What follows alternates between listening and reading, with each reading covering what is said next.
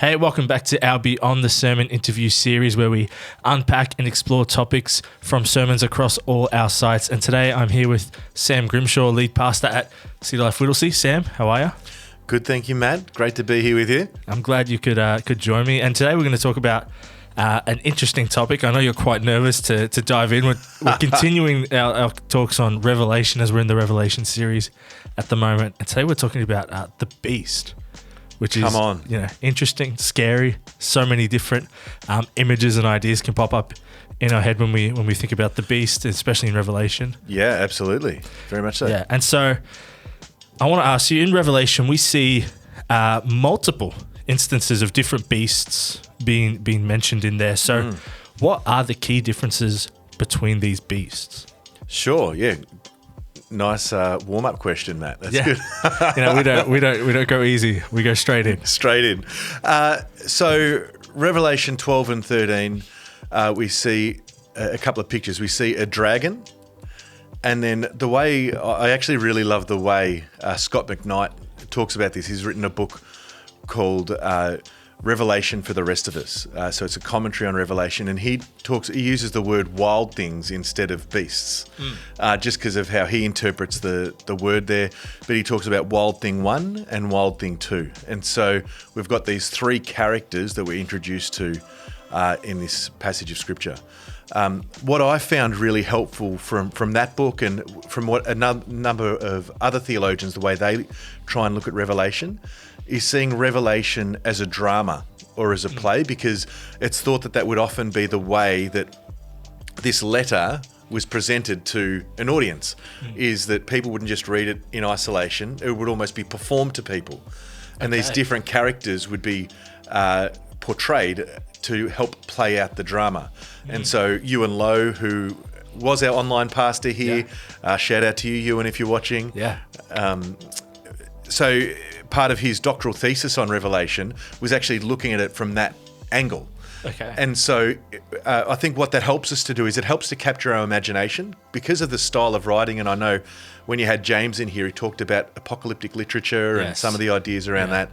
But as we look at Revelation as a drama or an epic battle, and you've got this idea of good versus evil, and so many of the movies that we see out there, say Lord of the Rings or Star Wars, we see these epic battles of good raging against evil, and the battle of who's going to win this.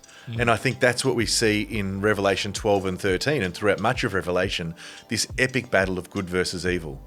But we land these three characters of the dragon, Wild Thing 1 and Wild Thing 2. And so the dragon is explicitly called out as Satan. Is that this is the ultimate power of evil that sits behind everything, is this dragon. And then you've got Wild Thing 1 and Wild Thing 2. So Wild Thing 1 is the beast from the sea. And so this is a beast that appears from the sea. He has power that is given to him by the beast. There is a sense of military power and force and violence. And in all of them, really, all of these characters, there's a mimicking of God, a mimicking of good, a trying of deception to trick people into what is good as opposed to what is bad. And then the other beast that you've got is the beast from the land. And so this beast is all about actually spreading propaganda to get people to worship the beast from the sea. And so you've got this interesting dynamic of the dragon holding ultimate power, him giving power to the beast from the sea, and then the beast from the land spreading propaganda or interest in trying to get people to worship the beast from the sea. That's a very comprehensive breakdown there between them. And it's like a shallow, Matt. Like shallow. There is so much depth. There's so much more to go into. So much more, totally. And you did touch on, you brought up some points from your message, which you spoke at City Life Whittlesea, which we will have in the description. I know we normally show the Knox sermons on this show, but we've got Sam's message from City Life Whittlesea in the description if you want to check that out. But these are some of the things that you mentioned in that message and that you bring up. And so these different beasts, are they actual beasts? Like, Are they these terrifying and ferocious creatures that will come out of the sea and stuff? Or are they people, or is there more symbolism to them than just the literal? And there's many different ways that people read the book of Revelation. I think what an important thing, and this is true of Revelation, it's true of every piece of scripture that we read, is before we try and understand what it means for us today, we need to be asking the question as to what did it mean to the people of that day, that when they were reading it, when they were hearing it, when it was being performed toward them, what was it that they were hearing and understanding? And so I think when we take that approach, that helps us to better get an idea. And I know James referred to this idea of empire. And so if you look at the book of Daniel, there's beasts all throughout Daniel. And this again is a picture of apocalyptic literature. And that these beasts of Daniel spoke to empires. And so I think it's very much the same thing. As opposed to a literal beast, I think a helpful way to understand it is this is symbolic in nature of empires of the world rising and falling and exploiting people. And so I think what you would have found in a day that this book, the letter of Revelation, was a vision from John, and there's some arguments over which John it was, and the time period where it's 60 AD, 90 AD, or somewhere around that time period. But it was written to the people of Asia Minor, so these 7 churches that we see earlier in Revelation. And they were in an incredibly persecuted place. Is that Rome, the Roman Empire, was oppressing the Christians. In fact, the great fires of Rome were actually blamed upon Christians by the emperor at the time, Nero. And so there is great persecution of Christians. Even just mentioning you're a Christian gets you sidelined, wiped out. And so ultimately what this was a letter of hope saying to Christians, don't worry, God's going to win in the end. We're going to win. There might be hard times. There's struggles. There's challenges. You can see these beasts, these oppressive empires battling against you, but we're going to win in the end. Let's persevere and show our allegiance to the right places. And so I think if you maybe a way that it may have been seen by the people of that time is that the beast from the sea could be an empire coming from outside of where they were from. So if you look at Turkey, where it's positioned, and there is water between where Rome was and Turkey is today. And so that the beast from the sea could have been representative of Rome, and that they were this military power that was oppressing, building what looked like a peaceful, grand, incredible empire, but built on the back of slaves and persecution and oppressing of people, of military power and overthrowing governments. And this is the whole thing that this was built upon. And then you've got the beast from the land who was all about trying to tell people how good this was. And so some theologians would suggest that the beast from the land could have actually been representative of local leaders and authorities that had been put in place by Rome to tell the people, don't worry, the Rome's not that bad. They're awesome. They're great. And I love Eugene Peterson actually puts out this idea that really, if we look at it in this way as to powers that are oppressing and empires that are oppressing and systems that are oppressing people, and then others skirting around the outside saying, they're not that bad. Look at how good they are. They're actually a lot. Just join in. You can actually see a lot of that in places around us. You can see it in different systems that exist in our world. We don't need to use too much of our imagination to see that. I don't know if that's helpful. No, and you talked about in our world today, these beasts, whether it may not be an empire like a country per se or a political group per se, but like what are the different beasts in our world today that are oppressive and are saying it's not we're not that bad, guys, come on. And I think we need to be careful how we do this, right? Because I think where we can end up going is we can go down these crazy rabbit warrens of trying to defend there's the beast and there's the beast and there's the beast. But what it ultimately ends up being is that we're just picking people that we don't like their politics, or we don't like the way they think about things, and go, because we don't like them, they're oppressing me from my way of thinking, and so they're obviously the beast. And I don't think that's a helpful thing for us to be doing, because all we do is we point to people that think differently to us and say, they're obviously bad people and I'm good. I think what we need to look at is to try and set aside our own thinking. Yeah. And what is it that Jesus says? And I think in a very politicized world, we're coming into, US politics, voting season, and, I think we need to ensure that we step away from these things and these binary ideas of left and right. Yeah. I love how Tim Costello, I know he shared this message years ago here at CityLife, but talking about not going left, not going right, but going deeper into Jesus. And getting caught in, I vote a certain way, so I will stand on what they believe. Yeah. But actually saying, I'm going to go deeper into Jesus because that's the place that I need to go. It's standing in the word and the beliefs of what Jesus, what is shared in the gospel and what Jesus preached, rather than a certain group that we identify with necessarily. Because I think that's actually what Revelation is actually all about. We're putting our allegiance then in a political group as opposed to Jesus. Yeah. And I think any political group of any sphere, if it's not careful, can end up displaying beast-like behaviours. I think I can display beast-like behaviours in regard to potentially oppressing other people to get a certain way. We've all got to be careful of that. Yeah. And so I think it's not just looking outside at other groups, but it's also then looking at ourselves and saying, are there beast-like behaviours in me? And where does my allegiance lie? Is my allegiance totally to Jesus? Yeah. Or is my allegiance maybe more to a beastly power of the world? And so if the concept of the beast is more than just a person or a group, then what is the mark of the beast? What does that look like then? Is that still something that we need to be, fearful of or aware of and looking out for? Like, what does that look like now? We have a fresher or a different understanding on what the beast may be.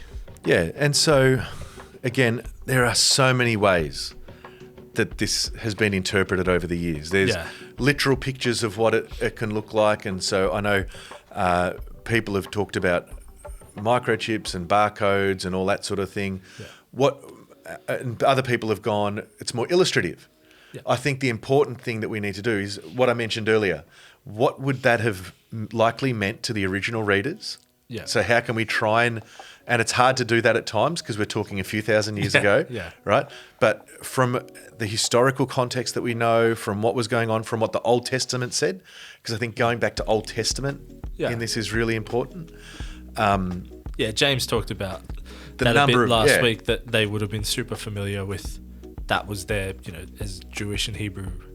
And then the early church would have picked up some of that as well as it spread. But those were the early teachings and that's what they knew and was ingrained in their mind. And so hyperlinks all through Revelation, linking back to things in the Old Testament. And so I think we need to make sure that we've got that in mind when we're wanting to interpret things like the mark of the beast. So a way that I've found helpful for me personally, and again, this is, through reading guys like Scot, McKnight. There's another one by Michael Gorman, a book, Reading Revelation Responsibly. I think he's got some great stuff out there.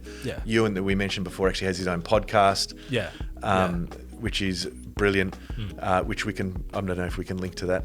Do we link to external podcasts, Matt? I'm sure we can. We can have it down in the description for. Well, you've got that whole sheet there. So we can present people in my message. If you watch that, actually one of the beginning slides actually put a whole lot of references there. And so we can have some of those references down in the description if anyone wants to dive in and check out those a bit more. I think so. The Bible Project as well have put together some great stuff on which we watched as a staff, didn't we, Matt? It made it a bit simpler, but I was still at the end of these videos like, so wait, what does that mean? So you need to watch them a couple of times, right? Oh, for sure. And I think with some other things, but it really helps break it down a lot better, especially in different sections and helping you understand the context of the people at the time, how they understood it. And so I think with those things in mind, I think the mark of the beast, we see that it is something on the wrist and the forehead, right? And so even in Revelation, so first of all, we go immediate context, which is in the book of Revelation. We see this idea of the seal of God, which is on people's foreheads. And so immediately you could ask the question, well, is the mark of the beast the opposite of the seal of God? Then the question is, well, what's the seal of God? What is that? Yeah. Is it a literal thing that God's imprinting on people's foreheads, or is it more than that? Is it more illustrative? Yeah. And so another concept or idea from the Old Testament that would have been very well thought of, especially by Jewish believers in this day, would have been the Shema. And we find the Shema in Deuteronomy 6. This is a prayer that every Jewish person of that day prayed at least once, most likely 3 times a day. Yeah. And in fact, Jewish people today would still pray this. Yeah. Jesus quoted this. So we can see that it was still very relevant right through those times. So from Deuteronomy right through biblical times to today. Yeah. And this is, love the Lord your God with all your heart, soul, mind, and strength. Yeah. And what it says then is, though, Matt, it says to paint it above your doorways, to carry it with you everywhere, and to bind it to your arm. And to your forehead. Okay. Yeah. And so you see that similar language of foreheads and wrists, forehead and arms. It's this similar sort of idea. So I don't think it's too much of a leap to say when the Jewish reader, when an early church reader read or was hearing this perform to them, and there was reference to a mark of a beast on their wrist and their forehead, that the Shema would have been brought to their imagination.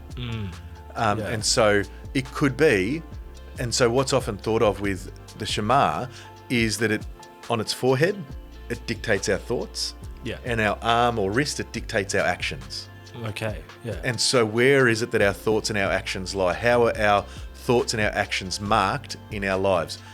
The other interesting thing is that when Jesus quoted the Shema in Matthew 22, and he does this in the greatest commandment, he actually adds a little bit more. He has, love the Lord your God with all your heart, soul, mind, and strength. Yeah. But then he adds something from Leviticus, which is, and love your neighbor as yourself. Okay. Yeah. And so could it be that when they were hearing this, that the followers of Jesus were hearing, and the early church were hearing this idea of love God and love others? Is this the thing that marks your forehead and your wrist? Yeah. Or is what marks your forehead and your wrist the way of the beast, which is oppression, violence, propaganda, lies, deceit, deception? Okay.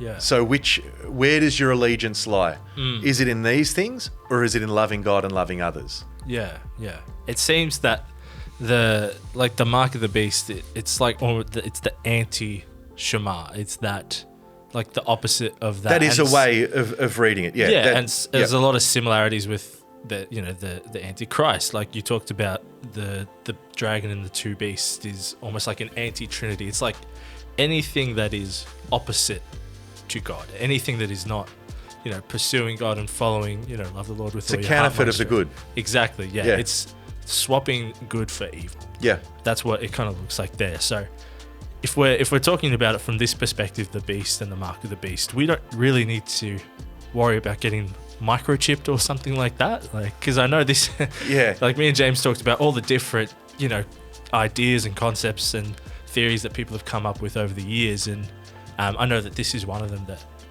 but you're saying we don't need to worry about that necessarily. Yeah. And I would, from my reading, from my personal opinion and how I've looked into this and the people I've read, is no, I don't think we do.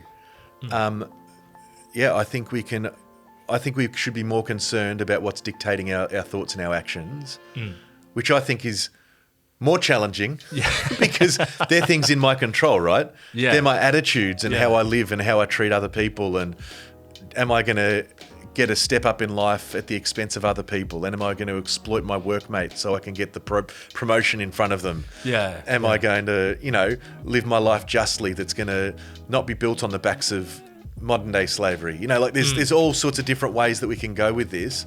Yeah. But it comes down to my choices, my attitudes, my behaviors, my actions. Am I showing allegiance to Jesus in these things? Yeah. And we'll cover more of that. We don't want to jump too far ahead into because we're going to be going down the king route in the future. But, that's where does our allegiance lie is the big question I think that Revelation proposes. And I think when we read the mark of the beast in this way, that's exactly where we're led to. Will I be marked by by God, or will I be marked by the beast? Yeah, it seems to be the way you live your life and who you're choosing to follow. And as believers, if we choose to follow Jesus, we're on the right path. And with every action, with every thought, if we're choosing to go deeper into God and into Jesus, then we're on the right path, and we don't have anything to worry about there. Yeah. And so the message of Revelation. Yeah. Me and James talked about this a bit, and it really is a message of hope and encouragement. And so including when we think about the parts where there's the dragon and the beast, how can we still continue to have that sense of hope and that sense of encouragement when we read even those parts of Revelation? Yeah. And so even to today, Revelation brings great hope to persecuted people. So it's interesting when we sit where we do in an Australian context, I think some of that's missed because we don't walk and live in a place of that sort of persecution. Yeah, there's animosity towards Christianity, right? Yeah. Like, let's be real. Like, yes, Melbourne, a lot of the beliefs that I hold are not popular. No, yeah. But I'm still allowed to gather to worship. I can carry my Bible around with me. I might get some weird looks if I open it up in a cafe, but that's all it's going to be. I'm not going to be arrested and thrown into prison for it. Yeah. I'm not going to be put to death. I'm not being blamed for these massive wildfires that have been caused, right? It's a very different context. And so in the midst of great persecution, people read Revelation in a way that good ultimately wins. Okay. Yeah. And so that's the message is God's going to win. And again, we can jump ahead to the end, which is our final one, right? Yeah. But spoiler alert, God wins, Jesus returns, and we dwell with him forever. Like, that's the ultimate message of Revelation. Yeah, there's going to be a bumpy ride to get there. Yeah. Yeah. But God wins, and we can have hope that good will overcome evil in the end. Yeah, and that seems to be the constant theme with the people that I'm talking to Revelation about, is that no matter what, through the craziness and wildness that is to come, that we may or may not experience in our lifetime, we have no idea the timeline. But what Christians are experiencing a lot of that today in places. And I guess it depends where we are in the world, especially the cultural context that surrounds us. We're very fortunate within our modern day Australia that we are able to have the freedoms to make podcasts like this and to gather together and to share openly with people if we want to. And that's not the case for everyone. And things may and will change in the future. We know as we read Revelation, we can see that things are going to get trickier and harder, but in the end, Jesus will come and have that final victory above everything. So that seems to be the constant, that there is hope at the end of the tunnel there. Yeah. Yep. And to stick fat through it. Yeah. Like, let's don't lose hope. Keep the faith, yeah. Keep the faith. Keep living as Jesus calls us to live. Yeah.